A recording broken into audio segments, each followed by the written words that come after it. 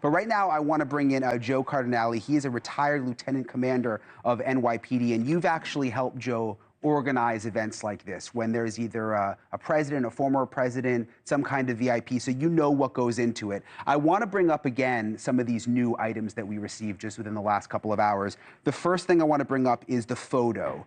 There are photos of the vantage point where the sniper was, and if we can bring those up, I want to have you explain what that means to you. There you go, pointing out the window there. Does that seem typical to you instead of being on the roof? Well, that's the sniper's vantage point right there, that they were on a second floor in that particular building. His vantage was from the roof at that point. So there's a lot of questions about that still. You know, what was the assignments? You know, that's what's not clear in this whole thing is what were the assignments? And as you heard them say to ABC News, they weren't clear about a lot of things too. And at that point, when do you pull it back and say, wait, we have to reassess this whole situation? So this looks like a vantage point to look at the crowd from over there. You could see how high they are up to the people on the side there, but apparently they did see him from this vantage point wandering around. Now, some people ask why they're not supposed to leave that vantage point. If they were placed there, they have to stay there, and they pass it on to somebody else. Have somebody go and check this out. But where was this communication with the Secret Service is the big question. Yeah, it's interesting, though, Joe. The vantage point clearly shows, like you said, and I've been out there so I can kind of envision it, where the crowd is in the field, but in these photos, you don't see the roof. I mean, apparently they couldn't see the roof. Absolutely. So they're not on the roof, and that roof is unsecure at this point. Was it supposed to be secure? Were they originally placed up there? I don't think so. They're placed over here for a reason. And what was the story with the roof? Those are the answers that the Secret Service has to come up with. And then the timeline of the first spotting to the photos of the perp.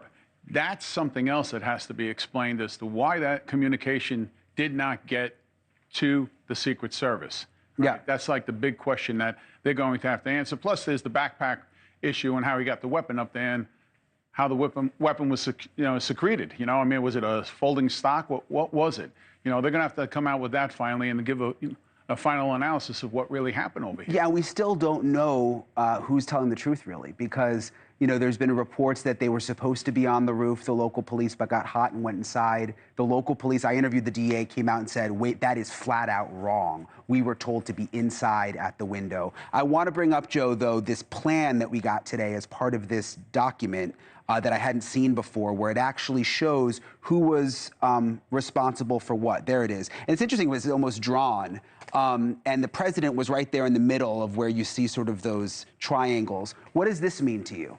This means that they had an assignment, but you're telling me that they were told to stay on that second floor. Yeah. So that's key right now. So you still leave the rooftop, you know, at a disadvantage for everybody else. I mean, it's still a line of sight. So why would you leave that, you know, unsecured unless you had personnel on the ground, to stop somebody from going up there? So they were probably put there for a reason, saying we needed a vantage point for this. You know, everything is vantage points in the distance. Everybody says, well, you know, it was so close. It was close, all right? But they also prepare for, angles of shots too.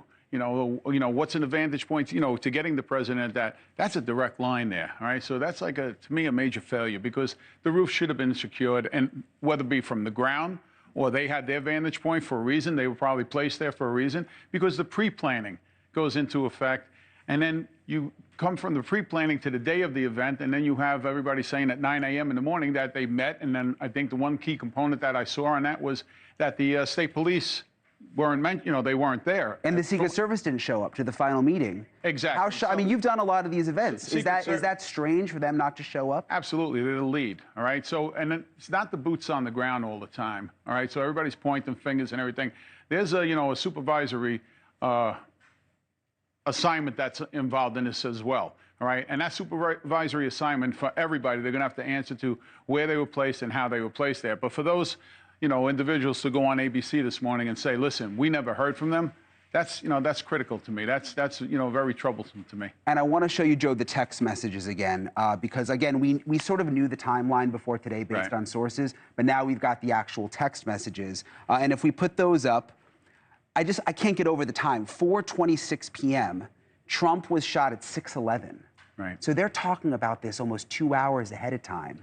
This over here, someone followed our lead and snuck into the park behind our car, so just so you know. My question again is, why isn't this relayed to the FBI? Because they're not to the FBI, the Secret Service, because at that point, it's their job to turn around and get that information and say, Mr. President, we can't bring you out there right now. We have something we have to address. We have a threat, and explain it to the president. Let him, say, okay, fine. Thank you for watching. Go to newsnationnow.com to find NewsNation on your television provider. And don't forget to click the red subscribe button below to get more of NewsNation's fact-driven, unbiased coverage.